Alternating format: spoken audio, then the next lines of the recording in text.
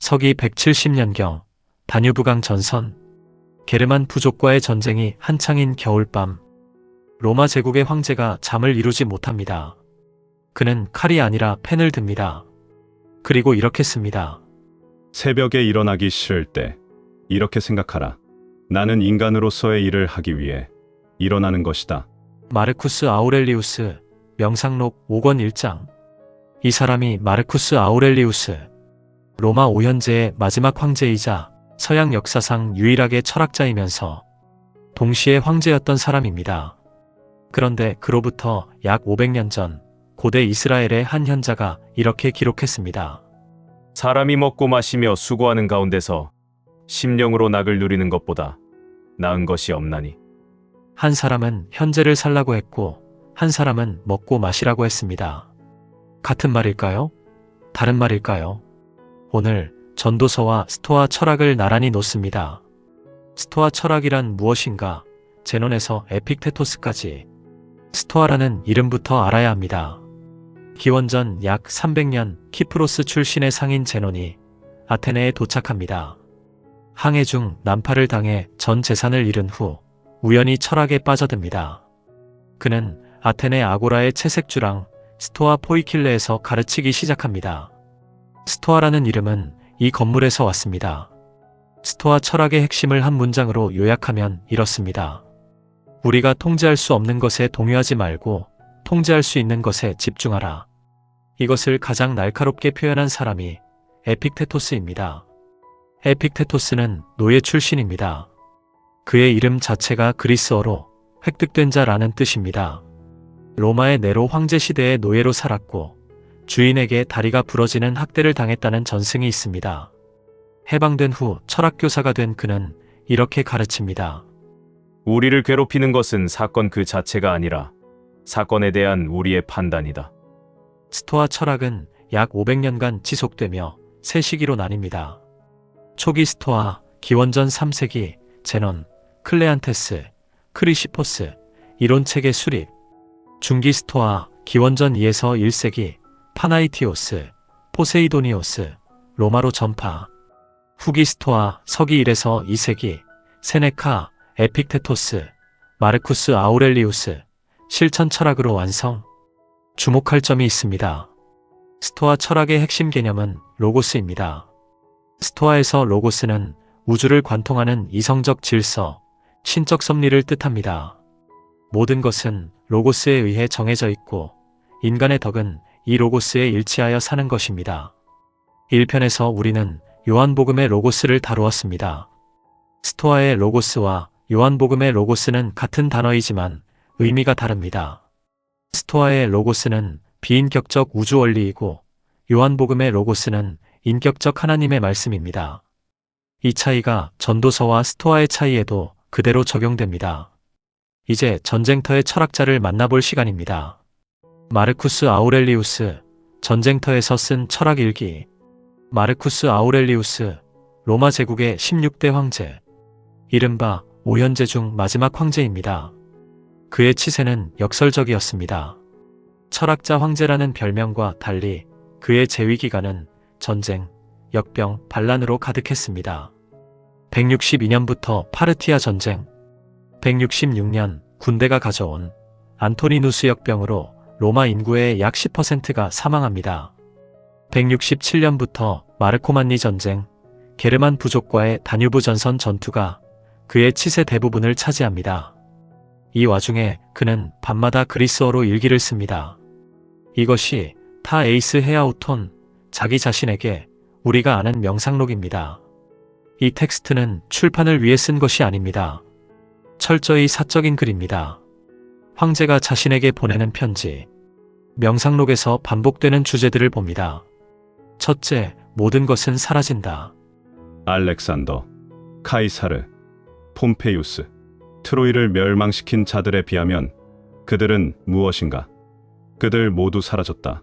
소멸하거나 전설이 되었다. 둘째, 현재에 집중하라. 과거를 후회하며 고통받지 말고 미래를 걱정하며 불안해하지 말라.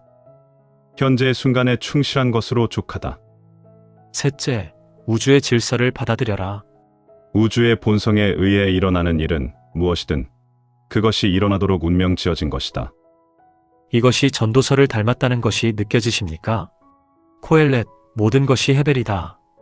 해 아래 새 것이 없다. 마르쿠스, 모든 것이 사라진다. 알렉산더도 카이사르도. 코엘렛, 하늘 아래 모든 일의 때가 있다. 마르쿠스, 현재의 순간에 충실하라. 그러나 결정적 차이를 보기 전에 전도서의 먹고 마시라를 정확히 이해해야 합니다. 전도서의 먹고 마시라, 체념인가 지혜인가? 전도서에서 먹고 마시라는 표현은 총 7번 반복됩니다. 이것은 의도적 구조입니다. 사람이 먹고 마시며 수고하는 가운데서 심령으로 낙을 누리게 하는 것보다 나은 것이 없나니 내가 이것도 본즉 하나님의 손에서 나는 것이로다. 전도서 2장 24절. 사람이 사는 동안에 기뻐하며 선을 행하는 것보다 나은 것이 없는 줄을 내가 알았고 사람마다 먹고 마시는 것과 수고함으로 낙을 누리는 것이 하나님의 선물인 줄을 또한 알았도다. 전도서 3장 12에서 13절. 사람이 하나님의 주신 바 그 일평생에 먹고 마시며 해 아래서 수고하는 모든 수고 중에서 낙을 누리는 것이 선하고 아름다움을 내가 보았나니 이것이 그의 분복이로다. 전도서 5장 18절. 너는 가서 기쁨으로 내 식물을 먹고 즐거운 마음으로 내 포도주를 마실지어다. 이는 하나님이 너희 하는 일을 벌써 기쁘게 받으셨음이니라. 전도서 9장 7절. 많은 사람들이 이 구절을 체념으로 읽습니다. 어차피 다 헛되니까 그냥 먹고 마시자. 그러나 원문을 자세히 보면 전혀 다른 그림이 나옵니다. 주목해야 할 표현들이 있습니다. 하나님의 손에서 나오는 것, 먹고 마시는 즐거움의 출처가 하나님입니다. 하나님의 선물, 마탄 엘로힘. 분명하게 선물이라는 단어를 씁니다. 하나님이 이미 내 하는 일을 기뻐하셨음이니라. 하나님의 승인이 먼저 있습니다. 코엘렛의 먹고 마시라는 쾌락주의가 아닙니다. 그것은 하나님이 주신 순간을 감사히 누리라는 신학적 권유입니다. 여기서 핵심 단어가 등장합니다. 전도서 3장 1절에 에트 때입니다. 하늘 아래 모든 일에는 때가 있나니 에트는 일반적 시간이 아니라 특정한 때, 정해진 때, 적절한 때를 뜻합니다. 전도서 전체에 40회 등장하는 이 단어는 코엘렛의 시간 이해의 핵심입니다. 각각의 에트에는 정해진 내용이 있습니다. 날 때, 죽을 때, 심을 때, 뽑을 때. 인간은 이 때를 선택할 수 없습니다. 하나님이 정하십니다. 스토아에도 비슷한 때 개념이 있습니다. 카이로스와 에트, 두 개의 때. 그리스어에는 시간을 가리키는 단어가 두 개 있습니다. 크로노스, 물리적으로 흐르는 시간, 시계가 재는 시간. 카이로스, 적절한 때, 결정적 순간, 기회의 시간. 스토아 철학에서 카이로스는 중요한 개념입니다. 에픽테토스는 이렇게 가르칩니다. 모든 순간이 그대에게 무엇을 요구하는지 주의하라. 그리고 그것에 응답하라. 마르쿠스 아우렐리우스의 명상록에서도 이 개념이 반복됩니다. 이 순간을 기억하라. 이것이 그대가 가진 전부다. 과거는 이미 갔고 미래는 아직 오지 않았다. 명상록 3권 10장.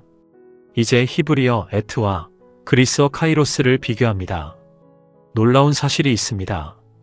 구약 성경의 그리스어 번역인 70인역에서 전도서 3장 1절의 에트는 정확히 카이로스로 번역됩니다. 토이스파신 카이로스, 모든 것에 카이로스가 있다. 전도서 3장 1절 70인역. 같은 단어입니다. 히브리어 에트와 그리스어 카이로스는 번역 등가어입니다. 그러나 의미의 지평이 다릅니다. 스토아의 카이로스, 우주적 로고스가 정한 적절한 때, 비인격적 섭리가 운영하는 시간표. 인간의 덕은 이 시간표를 받아들이고 순응하는 것.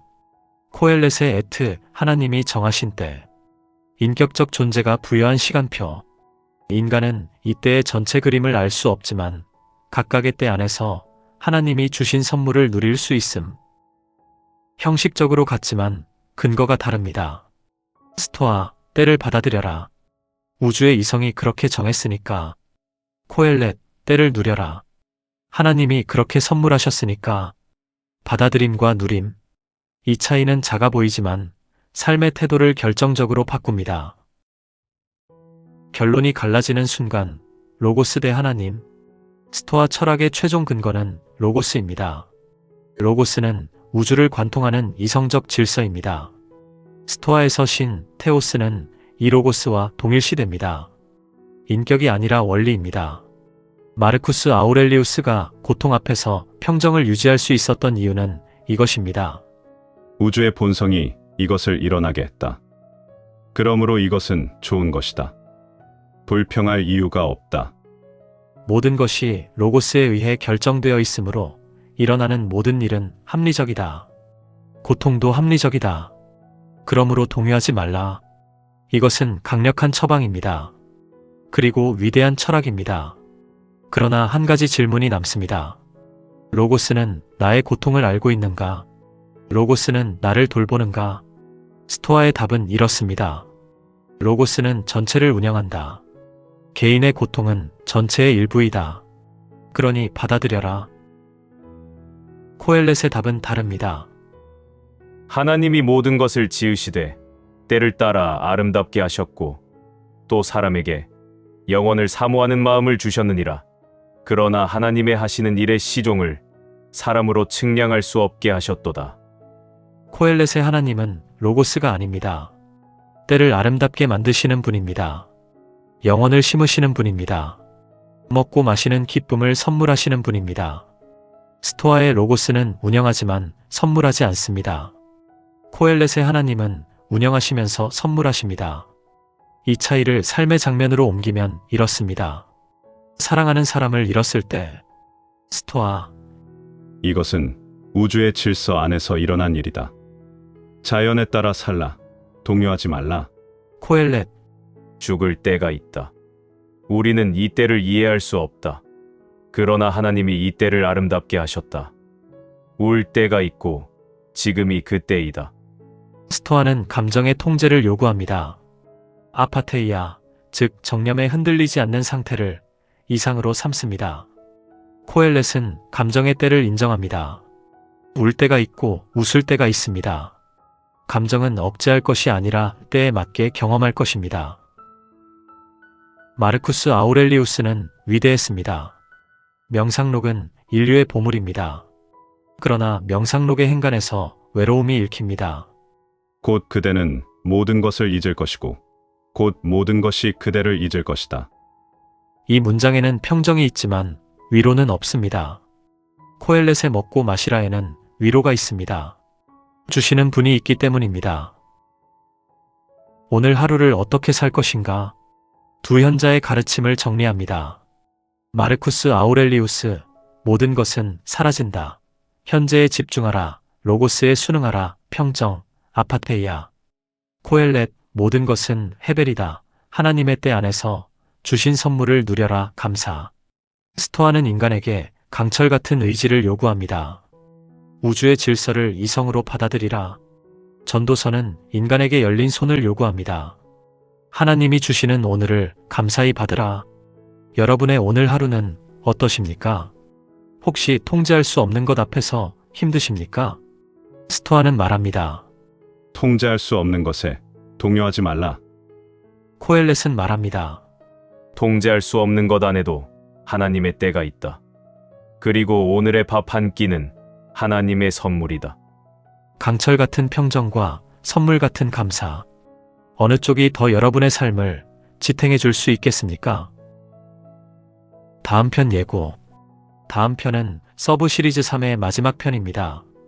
전도서와 같은 지혜문학인 잠언이 서양 철학의 아버지 소크라테스를 만납니다. 잠언의 호크마, 지혜는 인격화된 여인으로 나타나며 소크라테스의 소피아는 나는 아무것도 모른다에서 시작합니다. 인간은 지혜를 가질 수 있는가? 지혜는 찾는 것인가? 주어지는 것인가? 좋아요와 알림 설정으로 시리즈를 이어가 주십시오. 시니어 지킴이의 성경 철학 다음 편에서 다시 뵙겠습니다.